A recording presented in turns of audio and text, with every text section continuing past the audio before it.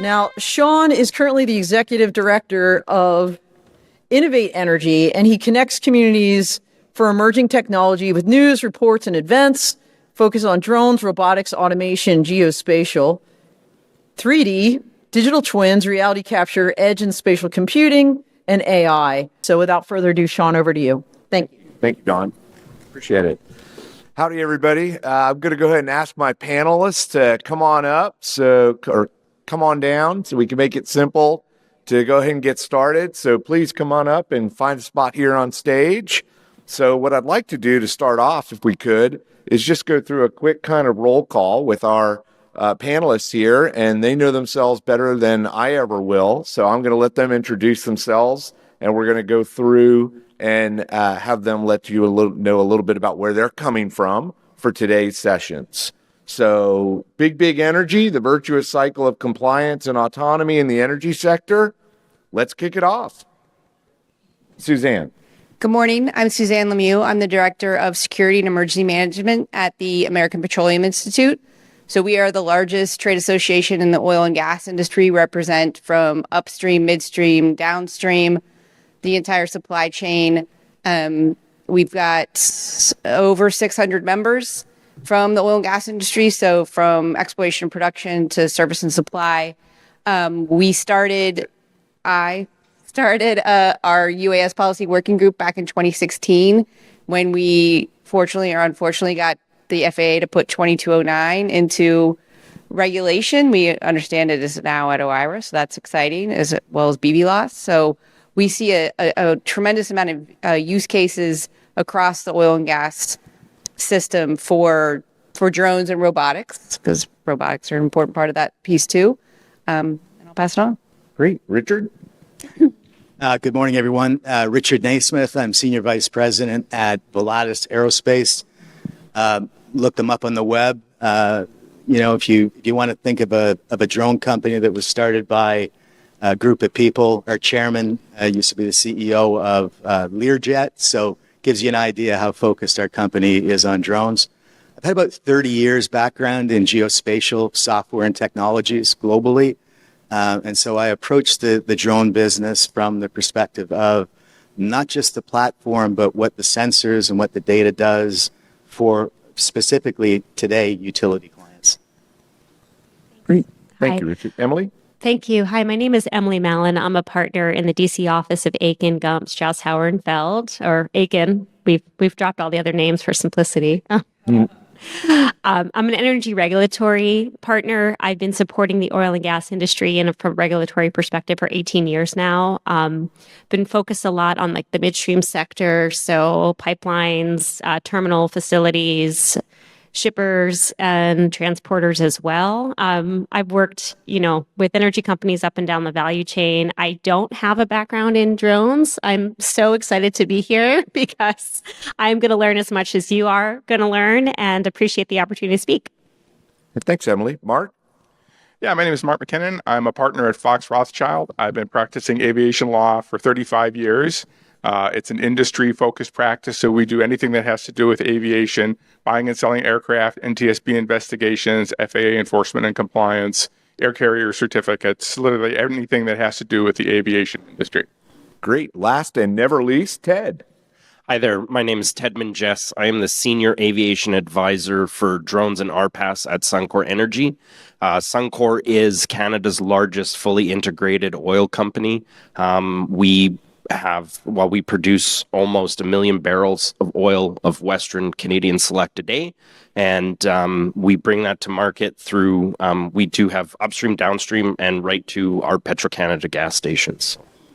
Excellent. All right, so stage is set. Today we're going to be talking a lot about methane detection and mitigation. That's been a primary area. Obviously, a lot of legal and regulatory compliance issues on a local, state, and federal level throughout North America. So we're going to take a look at that and jump in. For those who are looking for stats, more than 300,000 U.S. oil and gas wells and sites alone emit methane. So this is obviously a major issue that we need to try to mitigate for that license to move forward. So we're going to be talking about that from a regulatory standpoint, technology standpoint, and use cases standpoint. So we'll unpack it all three ways.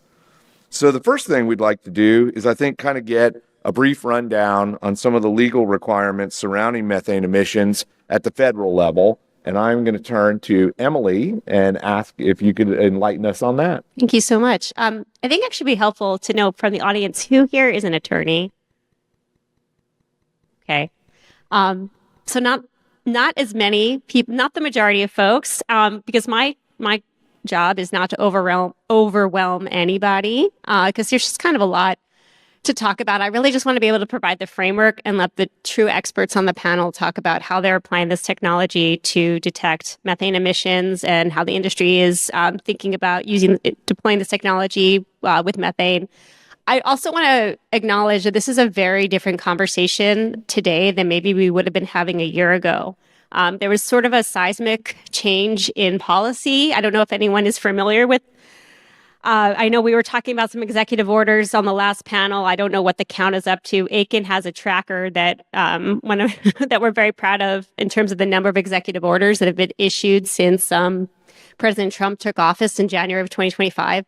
And one of the day one executive orders had to do with called Unleashing American Energy, and kind of wanted to talk about how we regulate emissions from methane in this country with something called the endangerment finding. So I'll get to that, but I just want to say that there's been a lot of change in the past 6 months in terms of how we think about methane emissions. But just because there's been change does not mean that we don't think about it. In fact, we have to keep thinking about it. I will note that the formative statute in which is now used to regulate methane emissions is the Clean Air Act of 1970. And for the first 40 years of the Clean Air Act's administration, there was no mandatory methane regulations under the Clean Air Act. There were some voluntary programs that the EPA put into practice, but it wasn't until after a seminal Supreme Court decision called Massachusetts versus EPA in 2007, where a group of states, Massachusetts and a group of aligned states and trade associations, argued that the EPA needed to make an endangerment finding under the Clean Air Act and find that greenhouse gas emissions endangered, the public health and welfare. And the Supreme Court said, yeah, actually, we think that's right. And this was in the context of tailpipe emissions from cars, trucks. And so in 2009, under the President Obama, the EPA did make this endangerment finding around greenhouse gas emissions, including methane.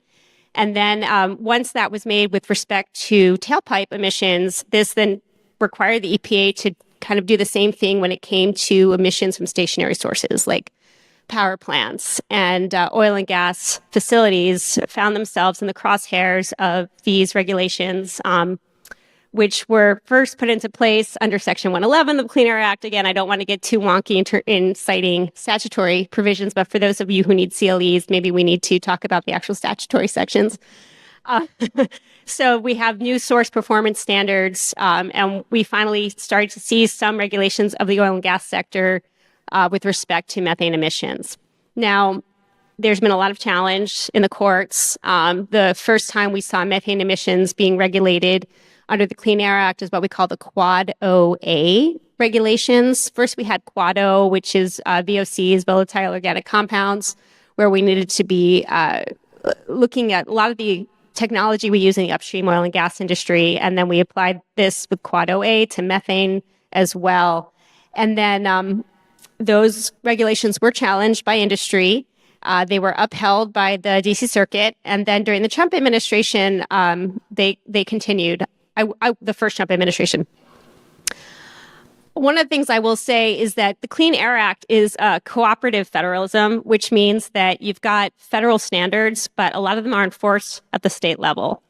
So even if we're having policy changes at the federal level, there's plenty of oil and gas extraction and transportation that's happening in what we would call blue states or states with Democratic governors. I'm looking at you, Pennsylvania. I'm looking at you, New Mexico. There's definitely still opportunities, even if we're not going to see as much robust enforcement from EPA, and I'm pretty certain we're not going to see as much robust enforcement from EPA and Department of Justice under the current Trump administration. We still have production happening in states where the governors are very active in terms of regulating the industry. So, sorry, I think I'm kind of rambling here because there's just been so much change. So with the Unleashing American Energy executive order from January 20th, 2025, where the president directed the administrator of the EPA to consider this endangerment finding, which is really the formation of why the EPA considers it able to use the Clean Air Act to regulate methane emissions at all, which it's been doing under Section 111 and Section 112 with respect to these emissions from oil and gas facilities. If that goes away, and I don't think it can or will go away very soon because of all the litigation that this endangerment finding has already been subject to, that may change how we look at things in the industry, but it's not going to change for a while because everything is going to get litigated. I can guarantee that. But there have been some changes. So, for example, during the Biden administration, those Quad OA regulations I was mentioning, we then got Quad OB and Quad OC regulations. Those are still on the books. They became effective in 2024. I think we're going to expect some changes to those regulations, potentially some new rulemakings under the Trump administration to maybe peel back some of that. Some of those regulations came out of the Inflation Reduction Act obligations. We're going to see some peeling back of the Inflation Reduction Act. One example is this, what's called the waste emissions charge. So the Inflation Reduction Act required emitters of methane at a certain level. If you get to a certain threshold, then you have to pay a fee to the United States Treasury to continue to emit at that level. And every year, the fee was getting higher and higher and higher. So that fee provision of the waste emissions charge was just repealed through a joint resolution of Congress that was signed by the president in March. But at the same time, the underlying need to report your emissions hasn't gone away, or, we're just in a period of flux. I think I'll probably pass the baton so we can talk about how the industry is dealing with this period of flux. But there were a number of very hard-handed regulations that were put into practice under President Biden that if we were in a Kamala Harris presidency right now, we'd be spending a lot of time talking about enforcement. And I think we're going to be talking a lot about repealing some of those regulations and what enforcement looks like under a Trump 2.0. Thank you very much, Emily, for taking us through that. And as you alluded to, we've got states, Pennsylvania, New Mexico, California, that certainly have their own regulatory regime and rules. Mark, do you have anything to add to that as far as the state level compliance and regulatory scene? Yeah, so actually the states even predated some of the EPA regulations. Colorado is a good example of that. They passed their statute back in 2014, went into effect in 2015, and it's even broader than some of the federal regulations, because most of the federal regulations and other state regulations, they usually start with emissions from wells, that are from a certain date or of a certain size. And in Colorado, the way they have it set up is basically all the wells in the state have to be inspected and they have to meet an emissions requirement. And over the past 10 years, I know they're up to, in the millions of inspections that they've had to do. And, it's quite the, it's quite, I won't say it's quite a burden, but it is, quite an obligation that's on the oil and gas producers. And I think a lot of other states, have looked at that and have either passed or are continuing to look into passing. As we mentioned, a lot of the big oil and gas states are now, particularly who have Democrat governors and Democrat legislatures like Pennsylvania, are looking to, or have been working on their own emission requirements for a while. What we always say is we don't mind regulation, just we want regulatory certainty. And the markets want certainty. And so the uncertainty that has been created recently with the 150 plus executive orders is confusing. But I think the industry is committed to methane reductions. The API created the environmental partnership, I think in 2016, 2017, that is focused on methane and VOC reductions. We sell methane in the oil, and that's natural gas. So no one wants to lose it. No one wants to have releases or significant blowdowns.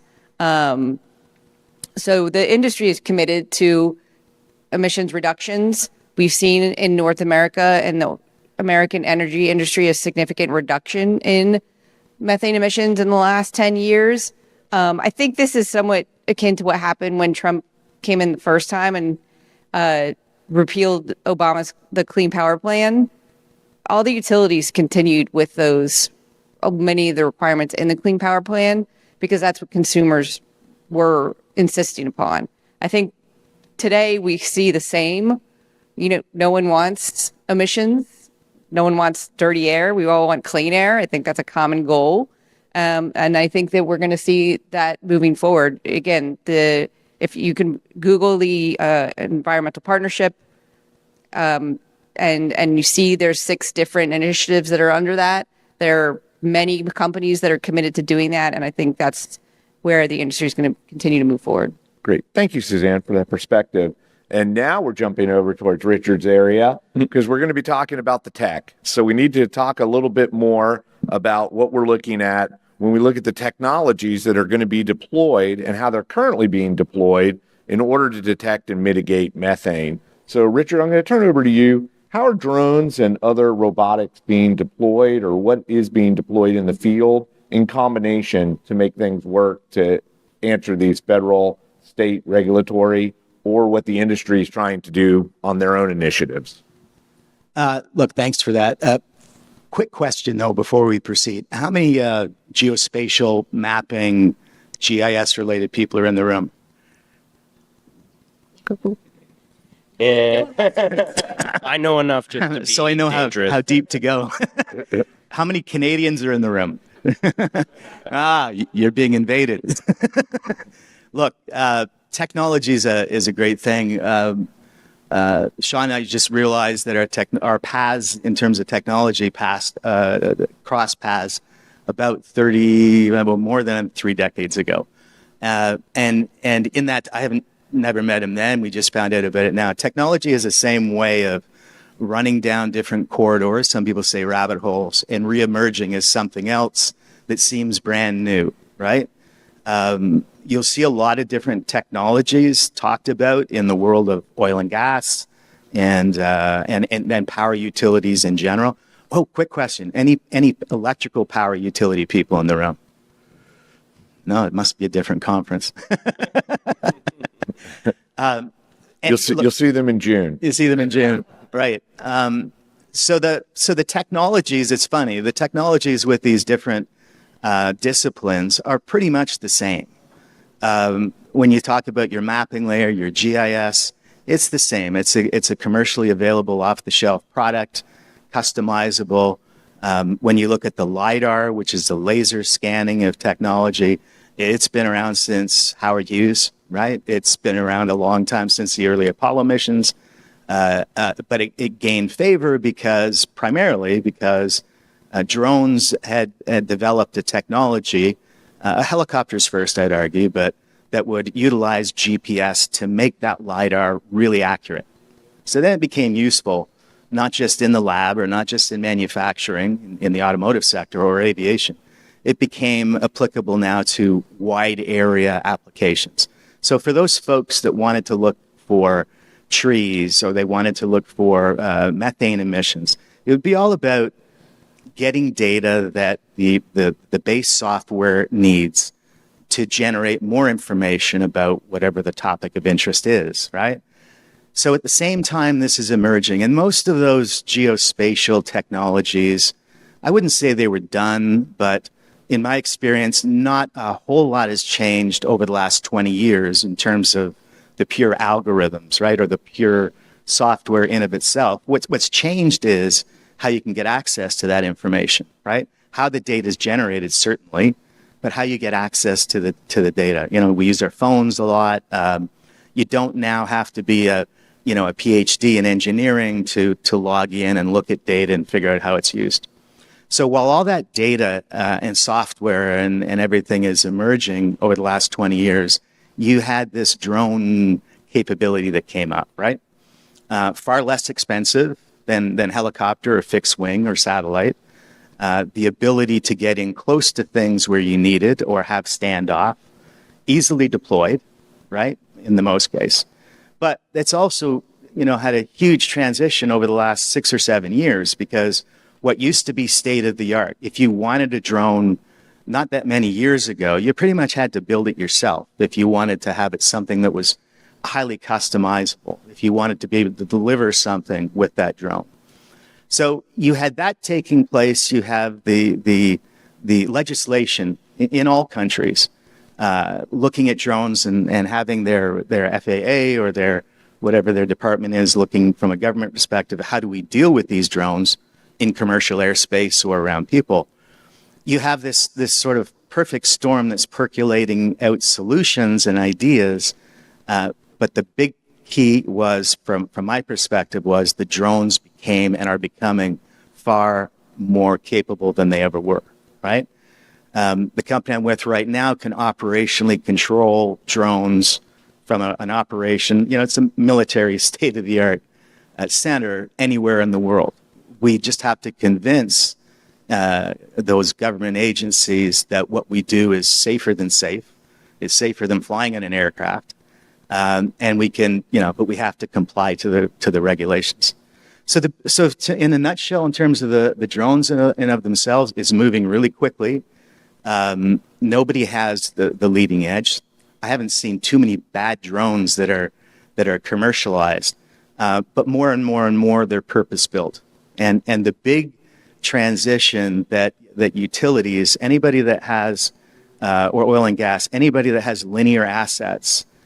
These drones, when you get to the point where we're not only being allowed to fly over critical assets without having a visual operator looking at the drone, but when we get to that point, you're going to see economies come well in line to what you're seeing with expensive helicopter base data pickup. So have I rambled there too much? Not at all. That's a great way to unpack it, Richard. Thank you. And so kind of moving a little bit more to the broad sense, Suzanne, from an overview of technologies that are being deployed by industry, what are you seeing right now as far as how they're utilizing tech and drones being part of that?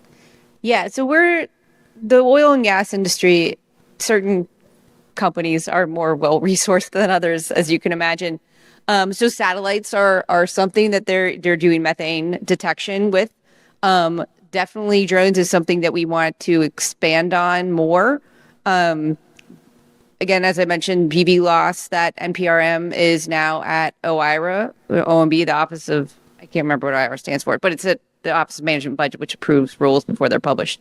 So when BV loss, beyond visual line of sight, happens, we're going to be doing a lot more. So there's LiDAR, and then there's LDAR, which is leak detection and I just had it in my mind. And sorry. repair. Repair. That's right. Sorry. Thanks, Sean. So LDAR is a big focus, particularly in the pipeline industry. So pipeline has regulations that they have to do inline inspection. They have to do overflights. You have to see if there's runoff that could be exposing the pipeline. And those are typically done through helicopters or fixed wing aircraft at this point, because we don't have beyond visual line of sight. But if you were to have BB loss, and you could do that overflight and inspection and use, machine learning to consistently tell you what, is there degradation in the soil? Is there something changing? That would be a great win. It would be improve safety. You take the man out of the plane, which is improve safety on its own. So there's a lot of those things that we're doing. The leak detection is a huge thing in the pipeline area for safety, for environmental issues. So we really want to see a lot more drone capability. We know it's possible. It's the regulatory framework that is inhibiting us at this point. And so hopefully, again, if the rule comes out, the proposed rule, we comment, it's going to be like another year and a half with FAA timelines at least. But so we hope to see that. But the emissions reductions through the use of drones is something that we see as a huge win, and it's happening today. Again, I mentioned the environmental partnership.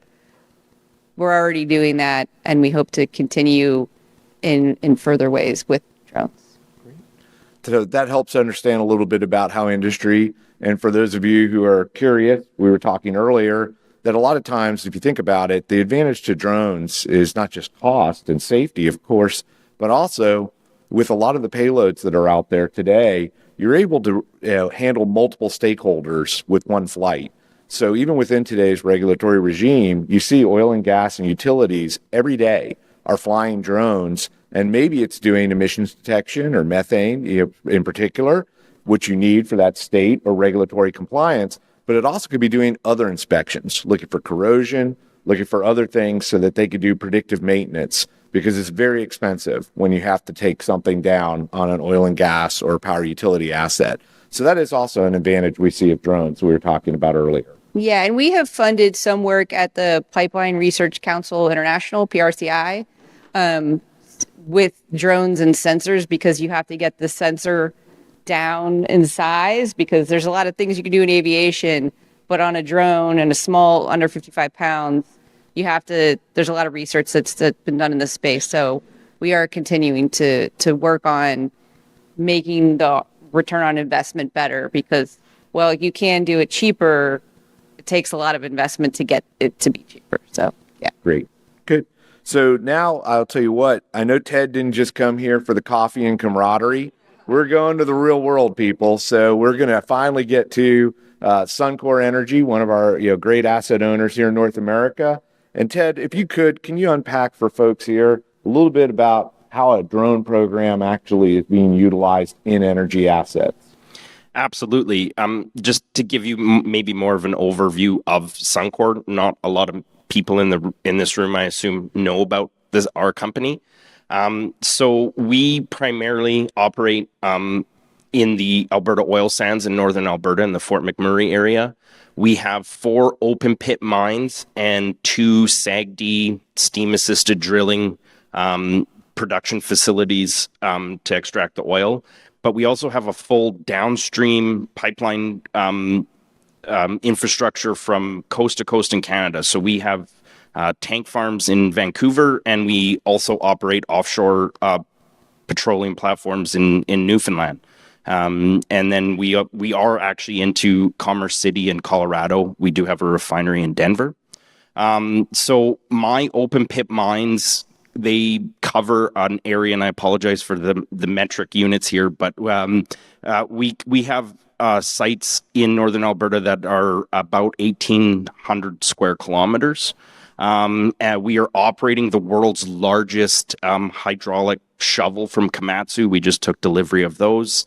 And as well as our dump trucks that actually take the material. They're some of the largest in the world. We're moving 400 tons of material in trucks at one time.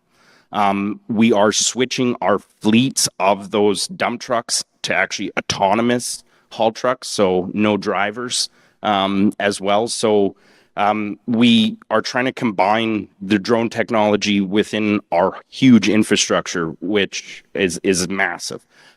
So I think for us, we took a very crawl, walk, run approach, and I would still say we maybe are getting to the walk phase right now. So I have over 25,000 employees in my company.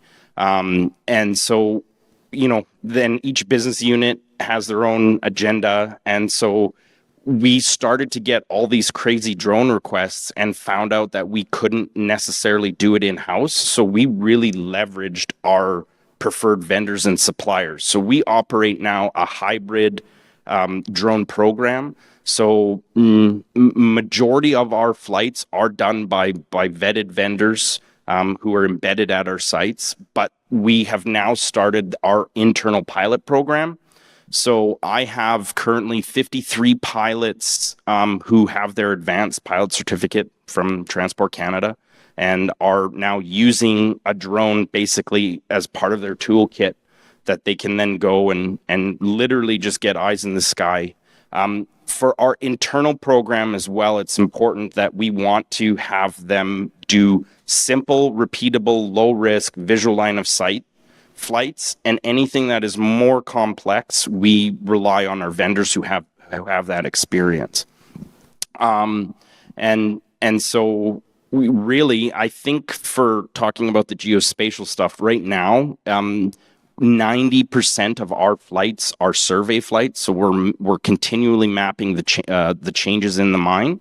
And like one example is we're actually working with the University of Toronto to highlight the wear on our haul roads. So, I mean, these massive dump trucks, 400 tons, they chew up the road. And these are engineered roads, but it's also not a hard rock mine. It's very soft, so it continually can damage either the road or even wear on the tires.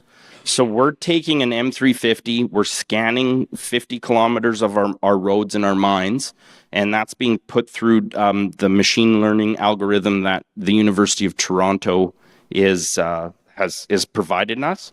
And we are able to then map sort of the changes that need to happen, the banks of the curves, the crown of the road, the differences, and we're able to get that information from the time we collect the data.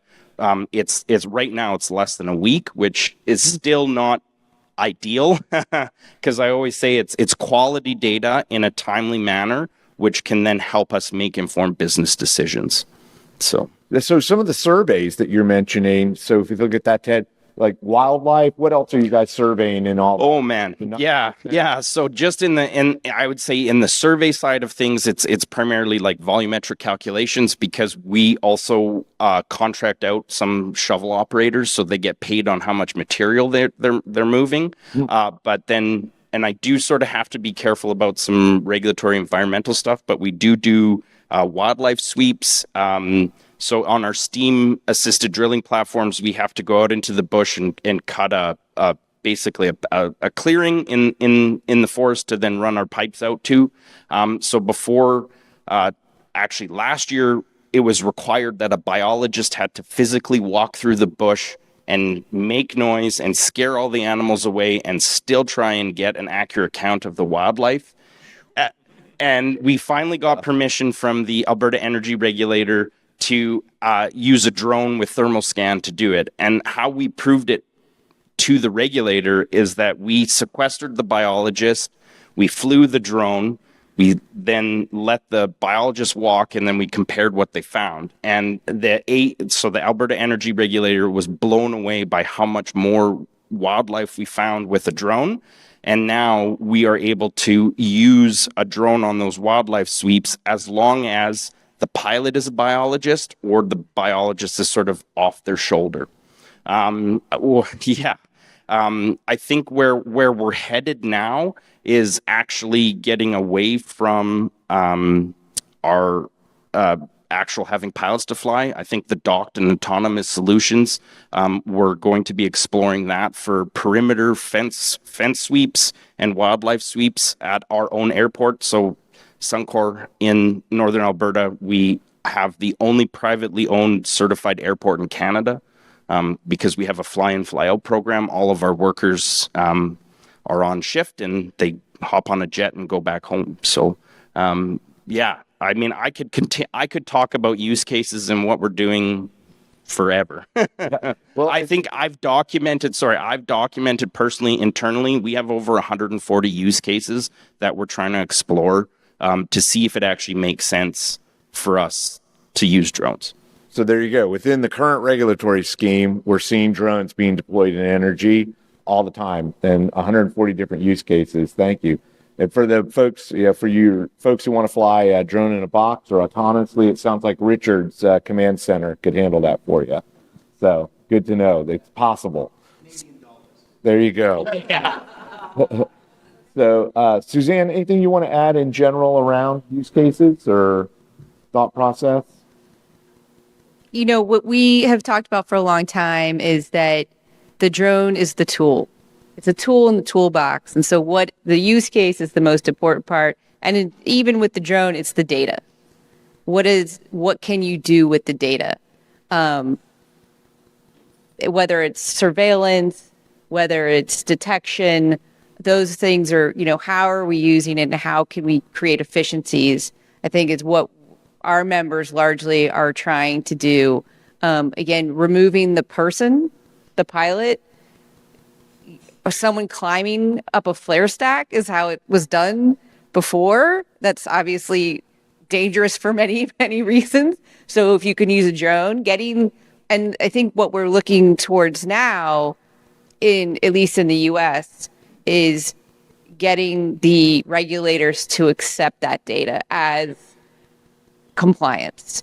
So whether it's methane detection or reduction, that's what we're trying to do, or other, NOx gases, those types of things, can drone acquired data meet the regulatory requirement?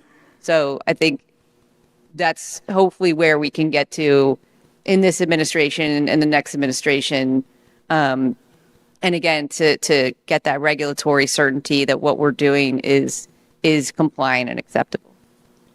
So that's a great segue there, because we're really coming towards the part where we need to be talking about the future. So if we look at it from that standpoint, you're talking about both, regulatory compliance and technology. So from each of your perspectives, what do you think is going to be happening in the immediate future? If you look at that very murky crystal ball, what do you think will be the next steps that'll happen? And I don't know if you have any more to unpack there, Suzanne, and we'll just go down the line. I don't want to predict tomorrow. The next 6 months to 3 years. So I'll leave it at what I've said. Look, I think one of for the lawyers in the room, you always want your clients to get the best advice. And the best advice in terms of drones and services and what have you come from the experts, the people that fly them, that integrate the data, and understand that the drone technology is expanding really, really quickly, right?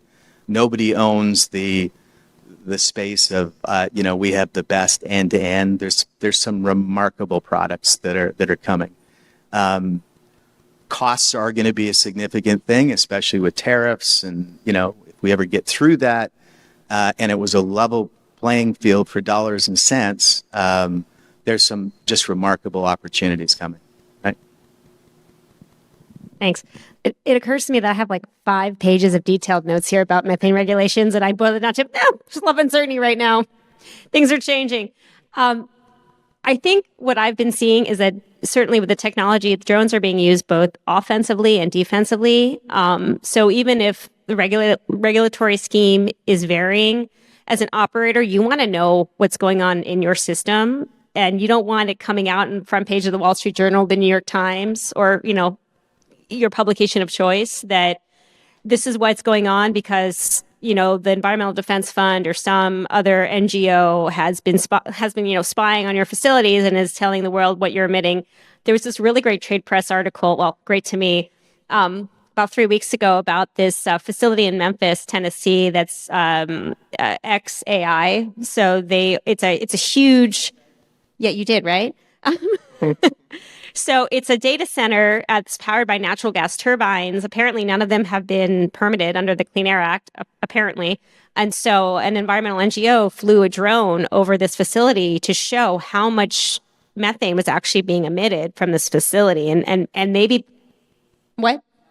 NOx gases as well. Yeah, maybe putting the regulator to shame, maybe putting the operator to shame. But it was a big deal. So I just think that we're going to, regardless of where the regulations are, we're going to see companies employing this technology because it's available and it's going to help them understand their operations better. Yeah, and I just want to take a second. I think people, when they talk about the Trump administration and what's going on with the regulations, the word chaos is used a lot. It's probably overused. I think maybe a better analogy is that we're in the middle of a swamp and we've lost half of our map. So we only kind of know where we're going. And a good example of that is I want to read part of from the Protecting American Energy from State Overreach. The Attorney General is to identify all state and local laws, regulations, causes of actions, policies, and practices that are burdening the identification, development, siting, production, or use of domestic energy resources, and for prioritizing the identification of state laws that address climate change, involve ESG, environmental, social governance initiatives, environmental justice, carbon or greenhouse gas emissions, and funds to collect carbon penalties or carbon taxes. And the Attorney General's report is due on June 8th.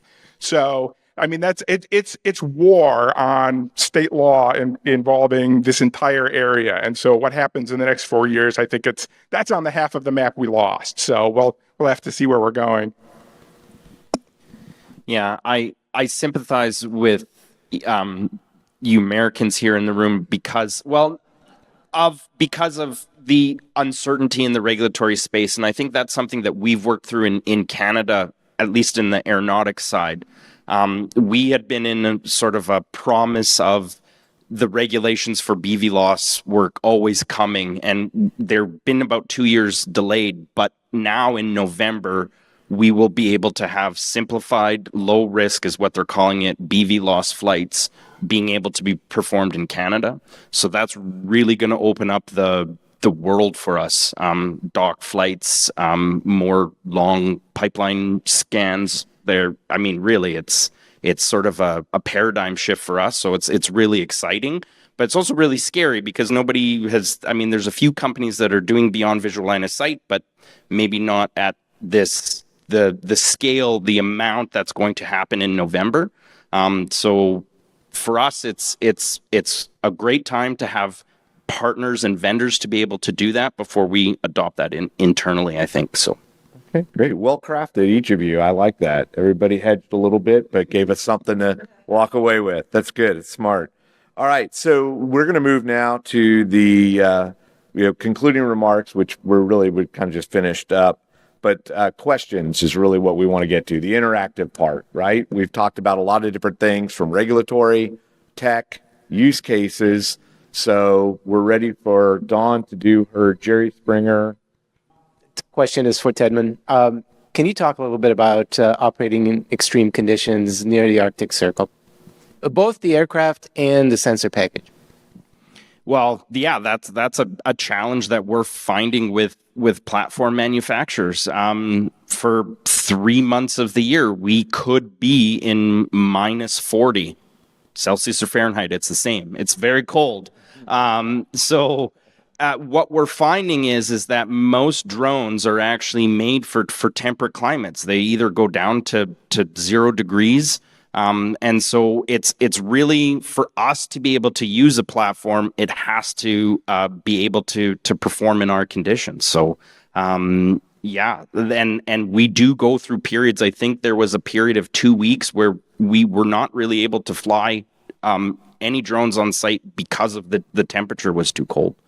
And again, if we can't do that, then it's back to traditional manned ways in the very cold, putting people in the line of fire in higher risk situations. So, yeah, I would suggest for manufacturers out there to get a temperature rating.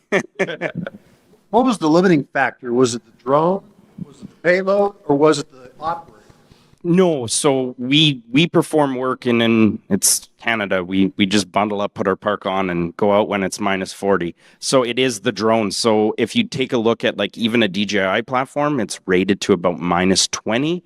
We kind of get away with a degree or two either side, but we're finding it's the cold temperatures really affect us. But on the other hand, in the summertime, we can have plus 40 degrees as well. So we need a drone that can operate sort of minus 40 to plus 40. So How much battery do you lose when it's that cold? Oh, when it's that cold, like M350, we're down to, well, they do have heaters on them, but we're about 15% less, I'd say. So what we're seeing. Draws power. Yeah, exactly. Yeah.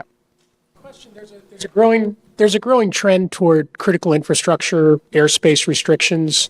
I wanted to find out your thoughts on not only the pros, but also the cons, and how that might be affecting either your localized operations or how you're seeing either benefits or negativities coming out of that. Thank you. Suzanne. So as someone who's partially responsible for 2209 getting into FAA reauthorization, 2209 is a section that's prohibitions over critical infrastructure. We API worked with a couple of other trades in the energy sector, but us, oil, gas, plus electricity, to get that in. We initially had that over fixed facilities, and I still think that's what, I don't know what the draft rule that's at OIRA looks like, but in our intention, it was really for refineries. Pipeline right-of-ways typically aren't owned by oil companies. They're rented space. And so we can't get restrictions, and it's like somebody's farm or you know, a right-of-way of some sort. Then the railroads got in, and then Disney got in, and like it kind of became more than what we thought it was going to be. For refineries, because I think to this day, there might be one intrinsically safe drone. So if you're, you know, and we know hobbyists are flying through rail cars and doing all kinds of crazy stuff.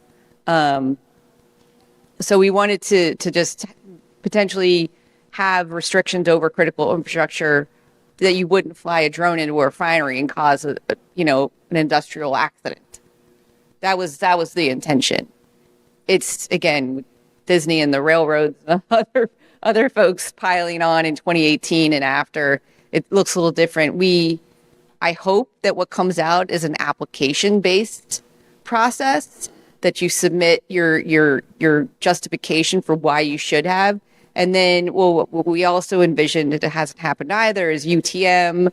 And at one point, DJI had you could create restrictions within their platform that it would be limited in its use and risk-based. Now, what it looks like, again, I haven't seen the draft rule, and a lot more players have been involved. But that was the initial, in 2016, that's what we were thinking. Yeah, and just talking about a minute for the cons, the FAA has always been against that. They've never liked the idea of restricting the airspace. By statute, every citizen of the United States actually has a right to navigate the airspace of the United States, and that's the way the FAA has always come down on it. So they opposed anything up until Congress basically forced them to do it. And one of the things that they've worried about is that everybody thinks that their infrastructure is critical and they're going to be overwhelmed. And, you know, when you start talking about railroad right-of-ways or pipeline right-of-ways or power right-of-ways, you're basically creating a barrier that can't be crossed. And the FAA obviously doesn't want to be managing that. So I think that's why the FAA has been really dragging its feet on it, is that they just don't like the idea of restricting the airspace, period. And that wasn't our intention. Right. Not mine. So don't mess with the refineries or the House of Mouse, okay? So I think this question is for Suncor, but anyone else can answer too. In terms of security questions over critical infrastructure like refineries and energy locations, you talk about those use cases. Are you using anything like tethered drones or anything to do surveillance to make sure that no bad actors coming in and out of areas instead of doing just inspections? Yes and no. So not tethered drones, but we have tested out some, systems that would identify drones. Again, just like in the United States, we cannot restrict the airspace. So if somebody pulls up, we can only prevent somebody from launching from our property. Unfortunately, where we are, we have a lot of, I will say, rogue drones. We have reports, we have a massive amount of helicopter work as well. And in the Alberta oil sands, there's our airport and 3 other aerodromes that are used for fly in, fly out. So it's a heavy used area. And we're seeing drones reported over these aerodromes at like 700 feet. There's clearly people that are out there breaking the law, but our only recourse is to inform Transport Canada and call the RCMP. And the RCMP are not going to come out and look at a drone. So we really can't do anything to prevent people from flying. It's just more of a statistic that we see. And then in places like Montreal and Vancouver, I think it's almost a weekly occurrence that we're finding very small, sub 249 gram drones that have actually crashed in our sites with no identifying marks on them. That is more a concern for, I report it and pass it off to security. There's not much we can do. And anything we do, we can't take a drone out of the air because then the RCMP are going to come see us. So it's really just a report and monitor to the trends. Again, it's what the courts and what the legislation provides, right? There, you can imagine that militarily and politically, thinking of embassies around the world, those sites are protected.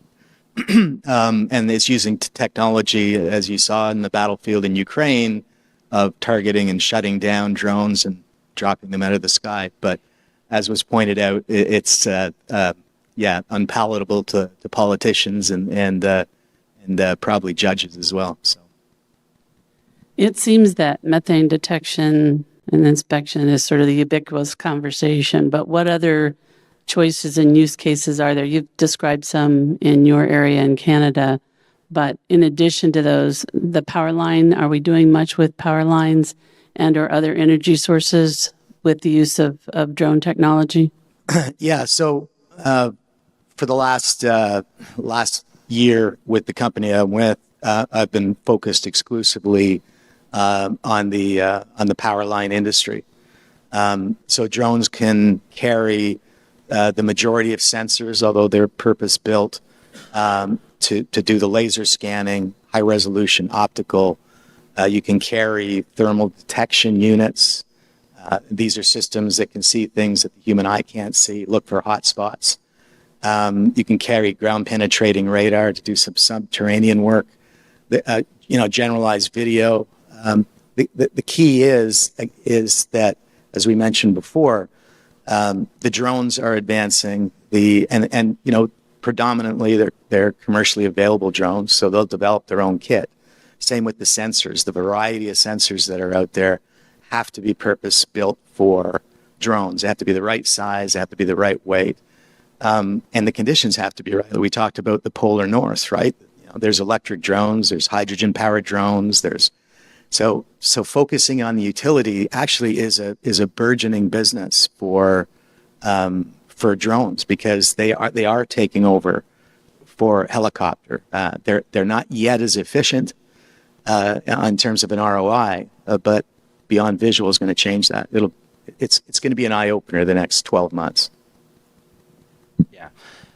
So Suncor is actually Alberta's third largest electricity producer, and we also have a whole bunch of transmission lines. And so we are doing a pilot proof of concept using actually a Hera drone with a bunch of sensors on it so that we can sort of knock off, do one flight as opposed to multiple. So vegetation encroachment, insulation and corona detection, IR.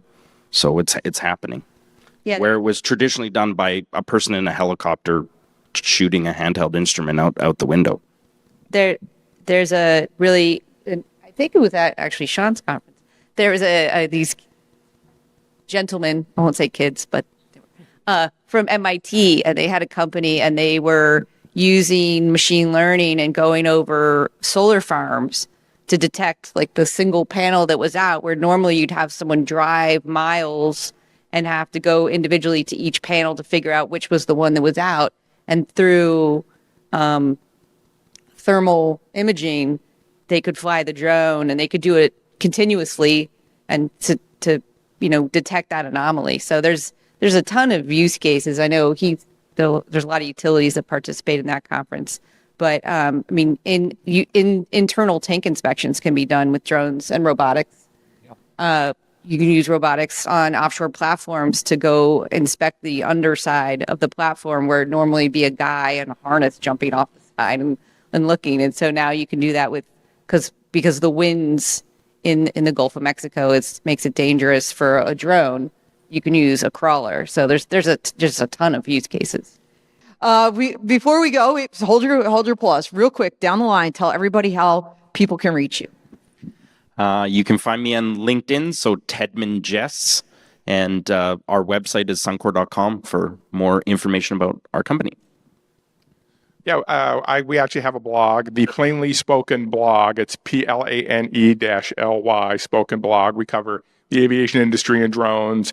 Yeah, the pun is the lowest form of humor, but I still like it. So, Volatus Aerospace, Google it. Lot to learn. There's a lot up there. Thanks. Also, LinkedIn, Suzanne Lemieux, and API.org has a lot of resources and information about the oil and gas industry generally. We do have a guide for developing a UAS program in the oil and gas industry. So that is under safety and system integrity, I think, if you in the drop down, or you can just Google API guide for developing a UAS program in the oil and gas industry. But yeah, which I debuted at Sean's conference a couple of years ago. So another shout out for your conference in a few weeks. It's also on our resource page. There you go.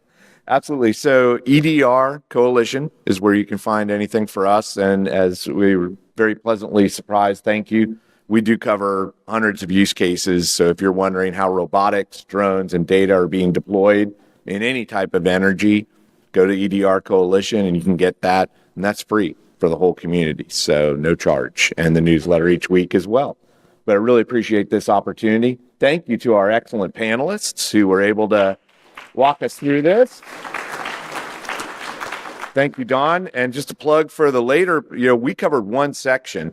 You're going to have later panels going into maritime, which is a big area for autonomous. You're going to be covering BV loss and other areas. So for those of you who are around all day, those other panels are going to be pretty hot too. So stick around. Enjoy.